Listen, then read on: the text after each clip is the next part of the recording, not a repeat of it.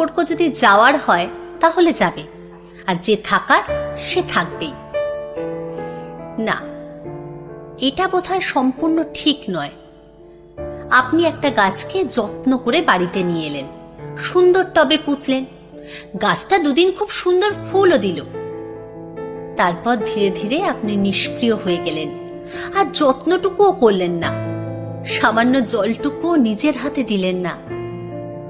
চোখের সামনে দেখলেন গাছের পাতাটা হলদে হচ্ছে, ঝরে পড়ছে, মাটি শুকিয়ে কাঠ, তবুও জল দিতে ইচ্ছে করল না। আপনি ভাবলেন থাকার হলে থাকবে, যাওয়ার হলে যাবে।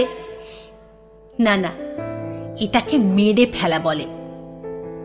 সম্পর্কের ক্ষেত্রেও ঠিক এমনই হয়। যাকে রাখতে চান তাকে সময় একটু যত্ন করুন। একটা জন্মদিন, একটা বিবাহ বার্ষিকী, একটা ভ্যালেন্টাইন ডেতে ব্যস্ততা একটু কম দেখান কাছের মানুষটাকে, একটু সময় দিন, একটু যত্ন করুন সম্পর্কটাকে। না হলে ওই গাছের মতোই ক্রমশ হলুদ হয়ে যাবে। তখন মৃত সম্পর্কের মধ্যে আপনারই দম বন্ধ হয়ে আসবে। আপনার কথা মতো হয়তো সে থেকেই যাবে আপনার জীবনে, কিন্তু সেই আন্তরিকতাটা কি আর থাকবে? থাকবে না। প্রতিটা সম্পর্ক যত্ন চায়, নরম প্রশংসা চায়, একটু মনোযোগ চায়, একটু বেহিসাবি আদর চায়। এগুলোকে ন্যাকামি বলে ব্যঙ্গ করবেন না। সবাই যান্ত্রিক হতে পারে না।